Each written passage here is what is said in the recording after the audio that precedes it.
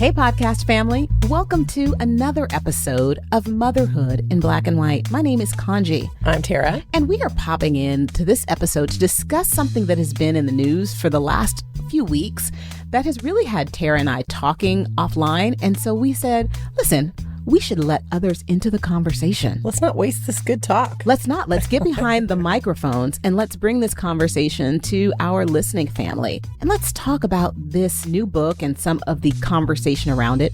The two-parent privilege. Are children from two-parent homes where the parents are married more stable and more set up for success? Yes. Let's discuss. And just so we don't get too far down the road and we don't cite this appropriately, we've read articles. I haven't read this, but correct. It's a book that came out and it's called The Two-Parent Privilege, How Americans Stopped Getting Married and Started Falling Behind. And the author is Melissa Kearney. Yes. And so Miss Kearney has been on the circuit, right? Yeah. Promoting her book. There's been a lot of conversations and discussions and parenting forum about bringing this conversation. Like, is it valid? Yeah. Does she have good points? Does the decline in marriage increase inequality?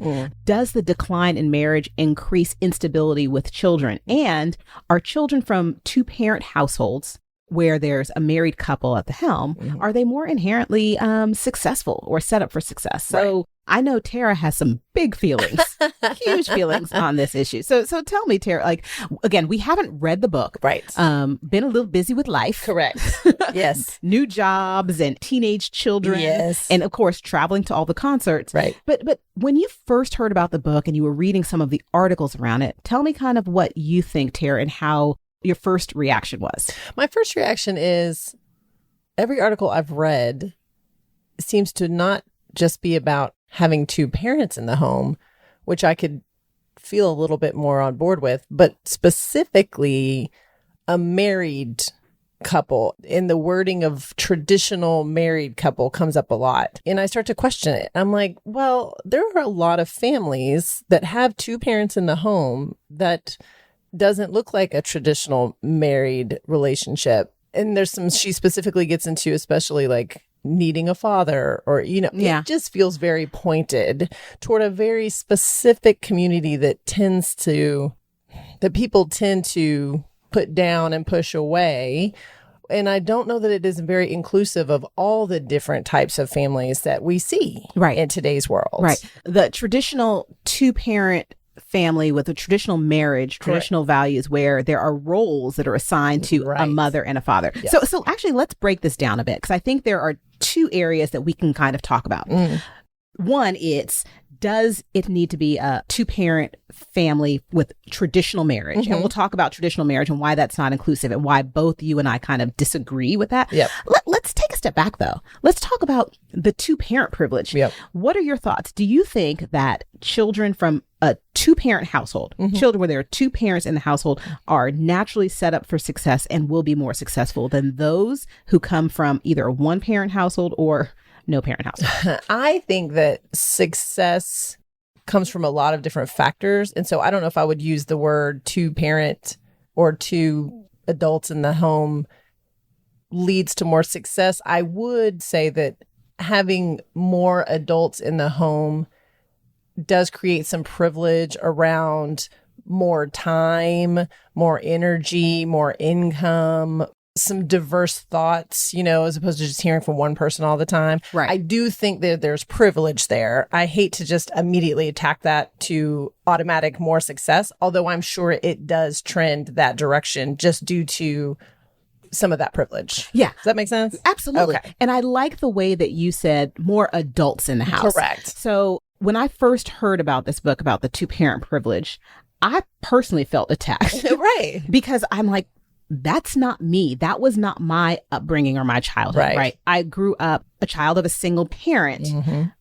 And I will say that I think I can attribute some of my success to the fact that at different phases of my life, I had more than one adult in the house, right? I had stepfathers, and I also had seasons in my life where my mother, who was a single mom, lived with other women who were single mothers. Yes. And so we had that family unit look different because I had two women in the household, and they were both raising their families. And so I had the ability and I had that diversity of thought. I had the other parent, and I know that my mom was able to rely on her friends to kind of help out with the economic situation. And I was a child, so not privy to understanding exactly why they combined households. But I do know from conversations that I've had during adulthood that a part of it was easier financially in California. You know, they were able to afford rent and be able to afford groceries when they were able to combine households. And for us, it was fun because we were just growing up with our cousins. Right. You know? Yeah. Yeah. I personally am like,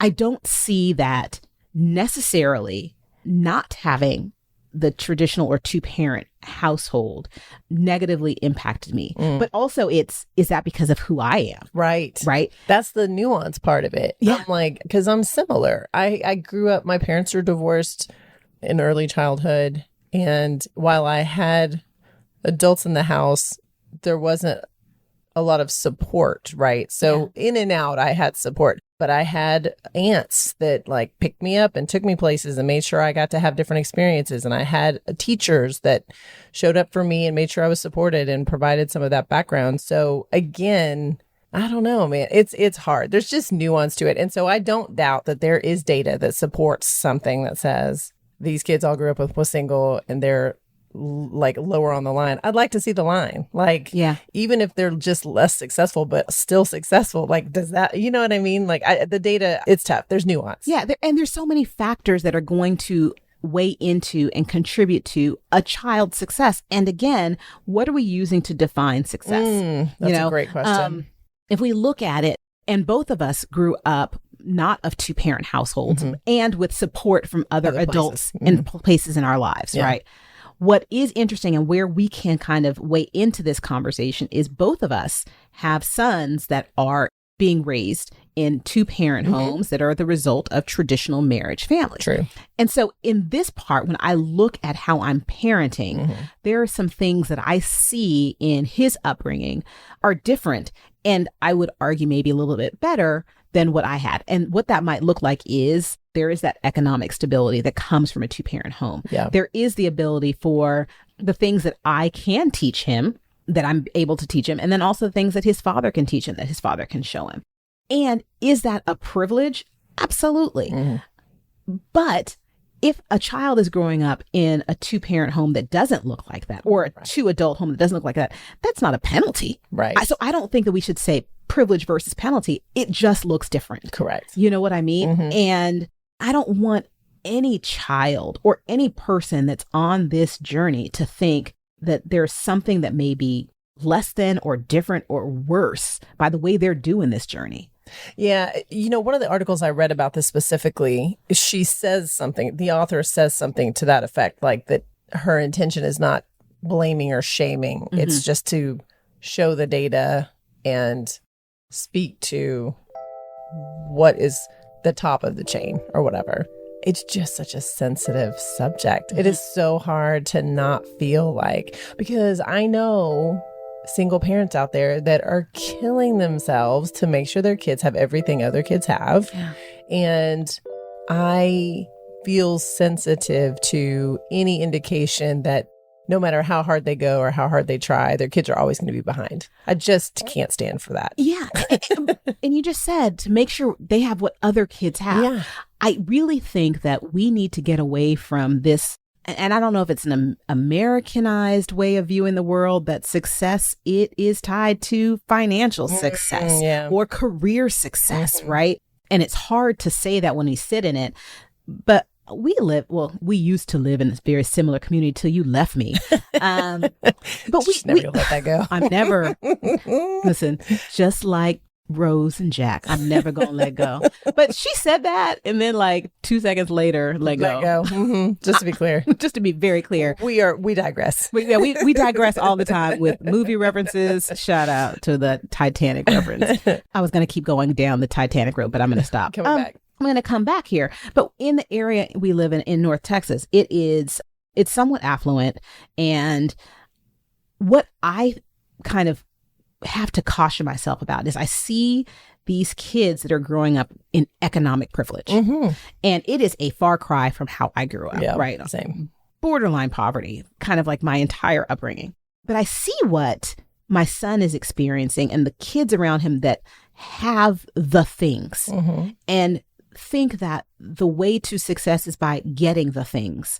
And sometimes the parents are giving the children the things instead of giving the children the tools to be resilient adults, thinking that having an iPhone 15 is going to be a better substitute than having your parent at the football game or having your parent come to the debate tournament. And so I think that we need to do a better job of understanding familially and communally about like, what does it look like to have a successful child? And what does success in adulthood necessarily look like?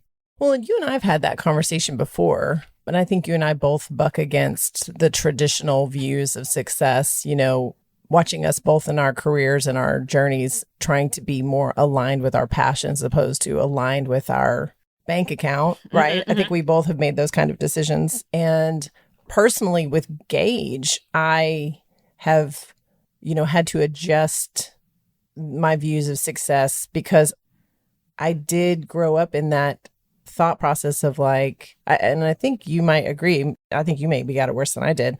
Like success means straight A's, college, straight A's in college, a career that a lawyer, doctor, tax attorney, you know, those kind of things. So that's successful. And with Gage, I have to check myself a lot on those old ideas and be like, you know, I'd much rather you were kind and I'd much rather you were happy and I'd much rather you just did your very best at whatever it is that you like to do. And whatever that looks like, that's successful. So it's a hard thing to unlearn because our generation, you and I, came up in a very different way. With two parents or not, it was like, regardless of your scenario, success means this, and you better figure out how to get it. Yeah. You know? No, I agree. I agree. And one of the things that I have spent this journey, I will say, not just in this podcast, but probably the last 5 or 7 years when I was realizing that I'm near midlife and now I'm kind of turning that corner. It's like, what do I need to be happy? Right. And a few weeks ago, I bought this book because the author had an introduction or foreword by Oprah Winfrey.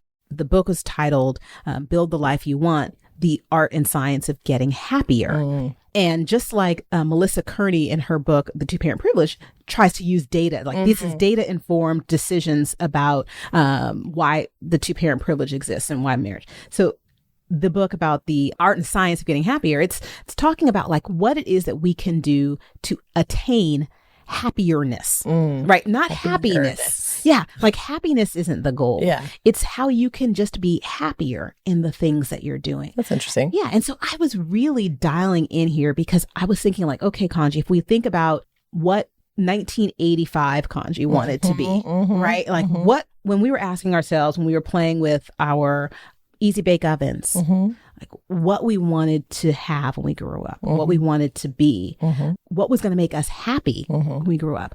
If I can reflect on that little girl and like, oh my goodness, so many of the things that I thought I wanted, I achieved, I attained, I checked those boxes. How come it doesn't feel successful to me? And so working through with my therapist, it was like, okay, it's not about checking the boxes and hitting these targets and having these things, which unfortunately I think people are doing so much of. Yeah. It's about enjoying the part of the journey that you're on and reflecting on every day, like how I can just be a little bit better and happier.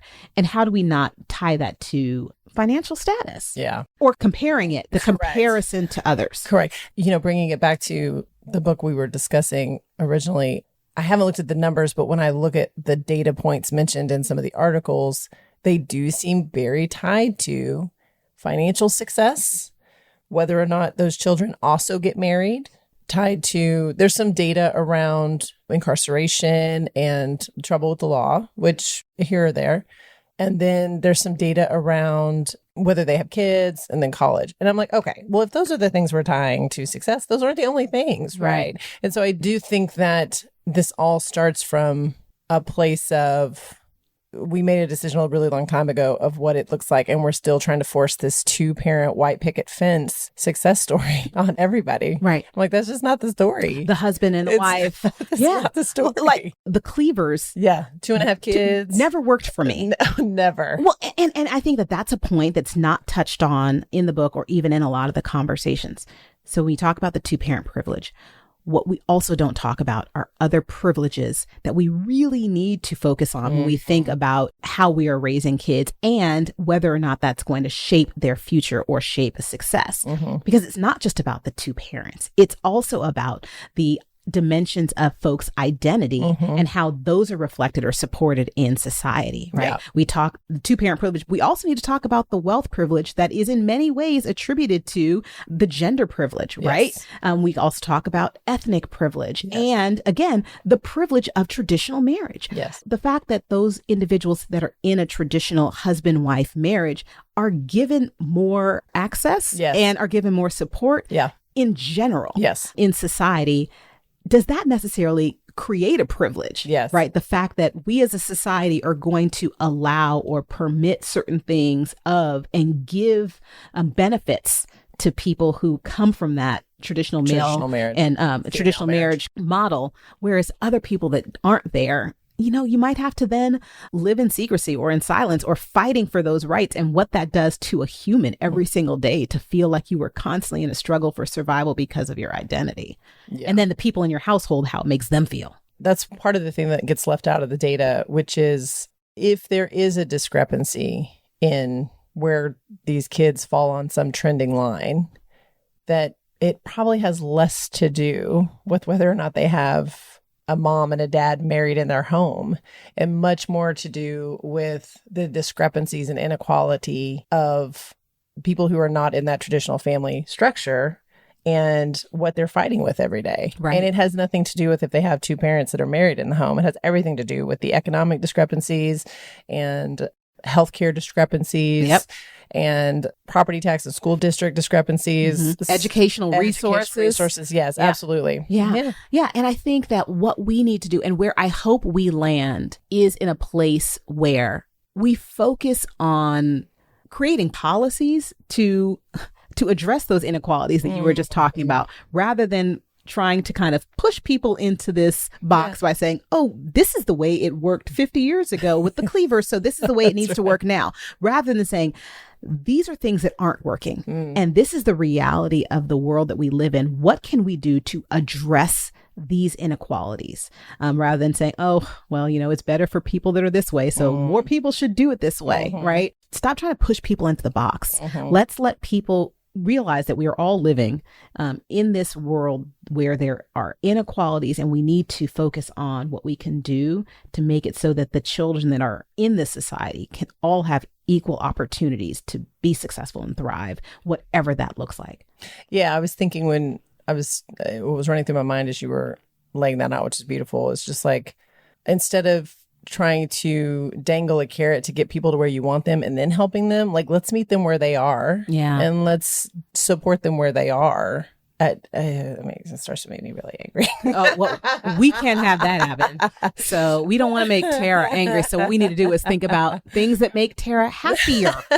We're going to think about things that make the happierness in Tara. Yeah. So speaking of happier, one of the things that we were talking about before we started recording this episode, and previously, we've alluded to the fact that we're both Gen Xers, and we've mentioned raised by wolves. Yes, we have mentioned, you know, like generally our age, we're kind of 40 somethings. I'm going to be very vulnerable. I'm finding my vulnerable voice here now, Tara, and I'm going to share with everyone that I am at the edge of my 40s, and I'm about to turn 50. So as a part of my journey, as I'm moving towards happierness, my bucket list of the things that I want to accomplish before I turn 50. And in addition to some concerts that we're going on together, we are also preparing and planning for a 50th birthday girls trip. Yes, ma'am. So what I would love to hear from our podcast family, you know, reach out to us on social media, share with us some ideas or things that you all think that we can do to celebrate the 50th birthday. But I'm excited because we are planning this and it's going to be so fun. Yes, it is. The only thing that could be better, and the one thing that I definitely want for my 50th birthday, and we'll see if it happens, is an NSYNC reunion concert. Oh my God, please, please, please. So just to be clear, our birthdays are very close to one another. We're Gemini twins. And your birthday ends in a 0 this coming year, and mine ends in a 5. So we're like, right on. We're like feeling it, like 5s and O's. We're doing it big. And in sync, that is the only reason you need. Just do it. I know. Just do it. And do it in Vegas. And I'm already there. Let's go.